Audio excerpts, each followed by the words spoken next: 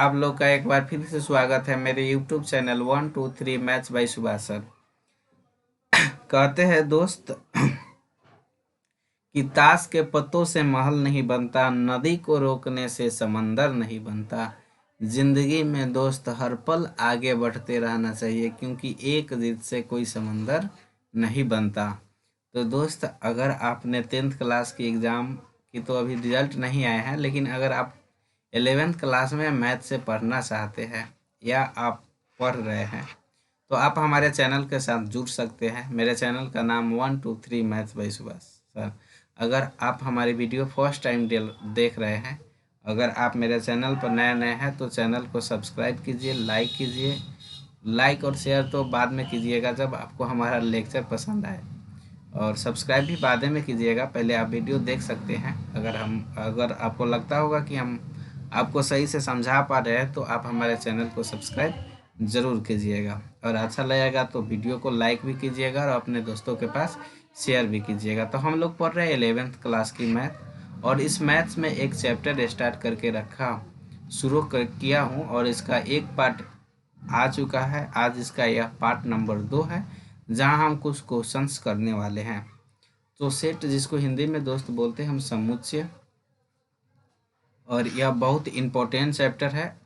यह 11th class के view से नहीं पढ़िए कि भाई 11th में एग्ज़ाम नहीं होते हैं, उस तरह के मार्क्स नहीं होते हैं तो हम इसको इग्नोर करके पढ़े। नहीं, आपको सेट को बहुत अच्छी तरह से समझना ज़रूरी है। अगर इसको आप नहीं समझते हैं, अगर आप आगे चलकर बीएससी या एमएससी कोई भी मैथ के क्षेत्र में आप कोई काम अच्छा करना चाहते हैं और अच्छी तरह से नॉलेज हासिल करना चाहते हैं और बढ़िया से पढ़ना चाहते हैं, तो आपको सेट की बार बार ज़रूरत पड़ेगा।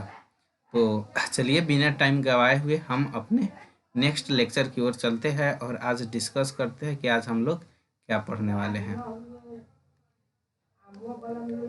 तो दोस्त, सबसे पहले हम आपको ये बता दें कि अगर आपने पिछला वाला लेक्चर, लास्ट लेक्चर नहीं देखे हैं, पिछले वाला लेक्चर नहीं देखे हैं, तो सबसे पहले आप जाकर उस लेक्चर को देख लीजिए और उसके बाद ही इस लेक्चर को देखिएगा, क्योंकि आज हम डायरेक्ट क्वेश्चंस करने वाले हैं। कल हम लोगों ने 20 से 25 मिनट इस पर खर्च किया हूँ कि सेट क्या है, सेट को समझना क्या है।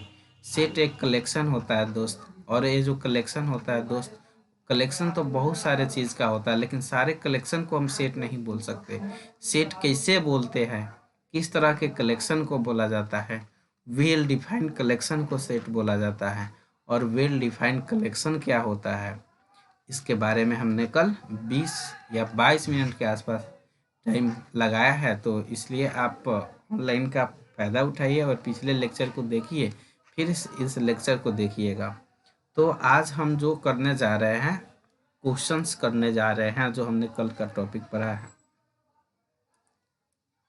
जो कल हमने पढ़ा है उसके नेक्स्ट आगे आज हम कुछ सवाल करने जा रहे हैं। यह सवाल जो हमने लिया है एक्सरसाइज 1.1 दोस्त, यह एनसीईआरटी के ही प्रश्नावली 1.1 होते हैं, जिसमें हमें कहा है कि which are the flowings are sets and justify your answer.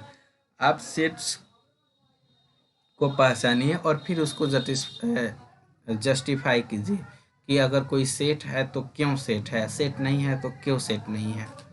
तो चलिए, हमने ए नंबर जो है उसको हमने आपके लिए होमवर्क के रूप में छोड़ दिया हूँ, और हम कर रहे हैं बी नंबर।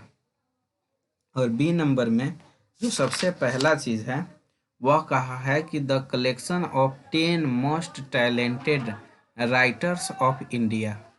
भारत के इस शब्द पर आप गौर ध्यान कीजिएगा, इसलिए कर रहे हैं कि कल वाला लेक्चर जरूर देखिएगा। इसमें एक शब्द जोड़ा मस्ट, साथ ही साथ दिया है टैलेंटेड ऑफ इंडिया राइटर।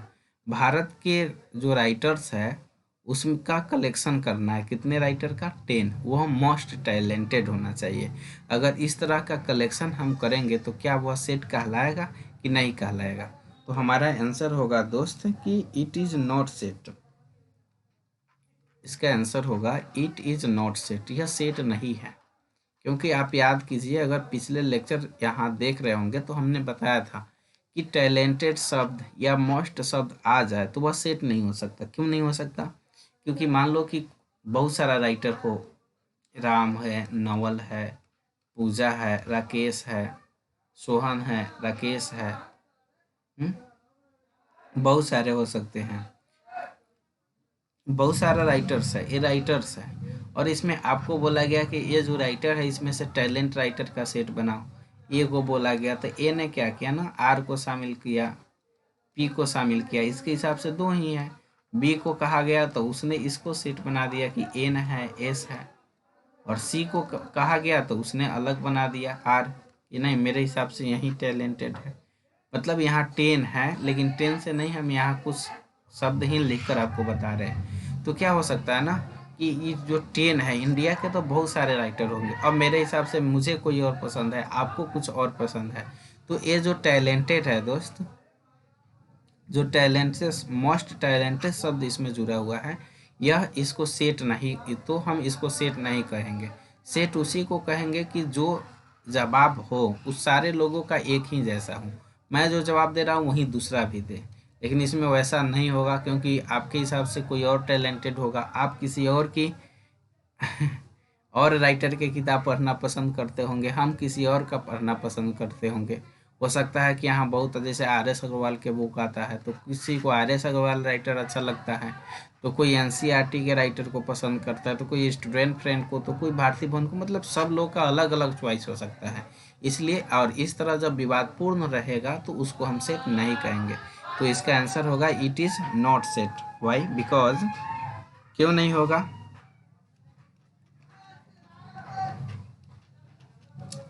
लिखेंगे बिकॉज वर्ड टैलेंटेड,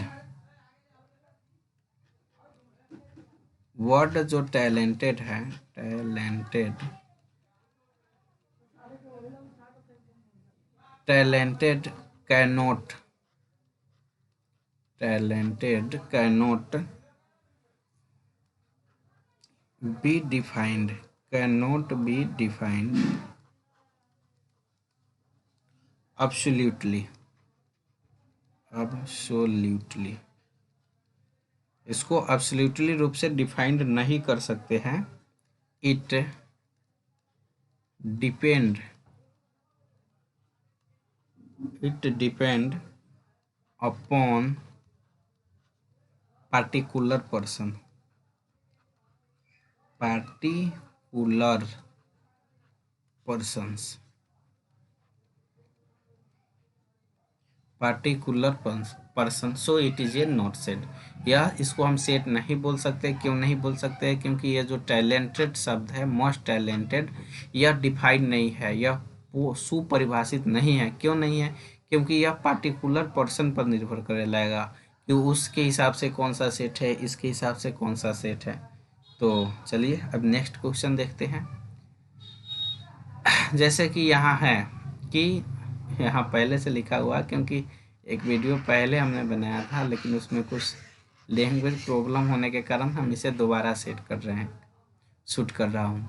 इसमें लिखा है कि a team of 11 best cricket batsman of the world. फिर से वही शब्द आ गया। कौन सा शब्द? बेस्ट। अब बताइए, आपका बेस्ट कुछ और होगा, मेरा बेस्ट कुछ और होगा, तो क्या इसका हम सेट बोलेंगे? नहीं बोलेंगे। तो दोस्त इसका भी जवाब होगा इट इज नॉट सेट, या नॉट, या सेट नहीं होगा। क्यों नहीं होगा? तो आप लिख सकते हैं कारण, क्योंकि the word best can not be defined absolutely. पिछले वाला में से आप टैलेंट को हटाकर वहाँ बेस्ट लिख दीजिएगा, बाकी शब्द वहीं लिख दीजिएगा। It is a not set because the word best cannot be defined absolutely. It depend upon particular person. अब डी नंबर देखिए। डी नंबर सवाल में दोस्त बोल रहा है कि the collection of all boys in your school, in your class, sorry, in your class. हमें कलेक्शन करना है किसका? ऑल बॉयज का, इन योर क्लास। अब बताइए, आपके क्लास में जो, मान लीजिए कि आप क्लास में पढ़ते होंगे, आपके सेक्शन में 30 स्टूडेंट होंगे। 30 क्या है? स्टूडेंट होंगे। 30 बॉय स्टूडेंट होंगे, कुछ गर्ल स्टूडेंट भी होगा। यह बॉय स्टूडेंट हो गया। और आपको कहा गया कलेक्शन, ए को बोला गया कि कलेक्शन करो, तो यह भी क्या करेगा ना, उसी 20 आदमी का कलेक्शन करेगा, उसी 20 आदमी का क्या करेगा, कलेक्शन करेगा। बी को भी बोला जाएगा तो यह उसी 20 आदमी का कलेक्शन करेगा जो आपके क्लास में है, यानी कोई भी हो। यहाँ एक शब्द लिख दिया योर क्लास, आपके क्लास में जो ऑल बॉयज़ है उन्हीं का कलेक्शन करना है। तो कोई भी आएगा तो वही नाम लिखेगा।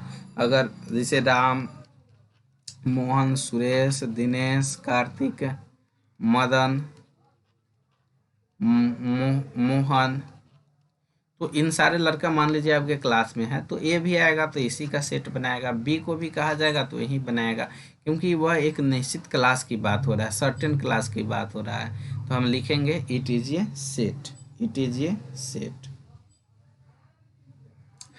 डी नंबर का आंसर क्या होगा, इट इज ए सेट। यह सेट है क्योंकि the collection of all boys in your class is absolutely defined. यह सुपरिभाषित है, इसलिए इसको हम दोस्त क्या बोलेंगे, सेट बोलेंगे। और ई नंबर में कह रहा है कि द कलेक्शन यहीं पर समझा दे रहा हूँ, the collection of all natural number less than 100, यानी 100 से छोटे संख्याओं का कलेक्शन क्या सेट होगा, तो यस होगा, इट इज ए सेट।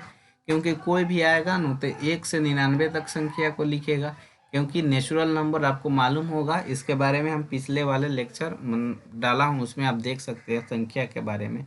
तो 1 से 99 तक लिखेगा, ए भी यहीं लिखेगा, बी भी यहीं लिखेगा, सी भी यहीं लिखेगा, आप भी वही लिखिएगा, आपका ओ होगा ओ भी यहीं लिखेगी, मतलब हर कोई इसी प्रकार की संख्याएं लिखेगी। तो इसलिए दोस्त इसको हम बोलेंगे सेट, क्योंकि यह वेल डिफाइंड कलेक्शन है। उसी तरह कह रहा है कि एक collection of novel written by the writer Munshi Premchand, Munshi Premchand के द्वारा जो नॉवेल्स लिखे गए हैं उसका कलेक्शन सेट होगा। हमारा आंसर होगा yes, it is a set, it is a set. क्योंकि आपको मालूम है कि मुंशी प्रेमचंद्र जी अनिश्चित नॉवेल्स तो लिखे नहीं होंगे, अगर लिखे भी होते, मान लीजिए इन्होंने 10 नॉवेल्स लिखे हैं, तो ए भी आएगा तो उसी 10 नॉवेल का कलेक्शन करेगा, बी भी आएगा तो वही 10, और सी भी आएगा तो वही 10 नॉवेल का कलेक्शन करेगा। इसलिए इसका जवाब होगा कि yes, it is a set. लेकिन इसमें अगर एक शब्द जोड़ दे, जैसे कि हमने यहाँ लिखा है फेमस या बेस्ट, तो क्या यह सेट होगा, तो हमारा जवाब होगा नहीं। अब फेमस का मतलब हो गया, मान लीजिए कि प्रेमचंद्र जी 10 लिखे हैं, तो ए को इसमें से कोई 2 पसंद है, बी को कोई 3 पसंद है, सी को कोई 4 पसंद है। फिर से यह निर्भर करने लगेगा उस पार्टिकुलर पर्सन पर, ए पर, बी पर, सी पर, कि वे लोग किसको किसको अलग अलग पसंद करते हैं। तो उस स्थिति में यह सेट नहीं होता। फिलहाल इसका जवाब होगा कि yes, it is a set. G number कह रहा है the collection of all even integer. All even integer आप देख रहे हैं 2, 4, 6, 8, इसी को दोस्तों बोलते हैं हम इवन इंटीजर। तो ए को या आपको कहा जाए कि तुम इसको कलेक्शन करो, तो आप यहीं बोलेंगे। आप हमें बोलिएगा कि सर आप इवन इंटीजर का कलेक्शन कीजिए, तो मैं भी यहीं बोलूँगा। कोई भी आएगा तो वही सेट बनाएगा, तो इसको भी बोलेंगे कि it is a set, it is a set, यह सेट है। तो जो क्वेश्चंस बन गए हैं, बच गया है, कुछ क्वेश्चंस आपके एक्सरसाइज में बच गए होंगे, उसको आप पहचानने की कोशिश कीजिएगा कि वह सेट है या सेट नहीं है। तो चलिए मिलते हैं हम नेक्स्ट लेक्चर में। अगर आप हमारे चैनल पर नए हैं तो चैनल को सब्सक्राइब कीजिए, लाइक कीजिए और अपने दोस्तों के पास शेयर कीजिए। अगर आप हमारे चैनल को देख रहे हैं तो हमारे जो वीडियो आ रहे हैं उसको आप रेगुलर देखिए, क्योंकि हर एक मैथ का तो यह रूल ही होता है कि यह एक दूसरे से कनेक्टेड चीज़ होता है। क्या होता है दोस्त, कनेक्टेड होता है, कनेक्टेड होता है। वह क्लास पे जो 10th पर है उससे ऊपर यहाँ पढ़ना है, यहाँ जो पढ़िएगा इससे ऊपर आपको आगे वाला क्लास में पढ़ना है। तो इसलिए आप सीक्वेंस वाइज वीडियो देखा कीजिए। तो धन्यवाद। चलिए मिलेंगे हम नेक्स्ट लेक्चर में नेक्स्ट क्वेश्चन के साथ।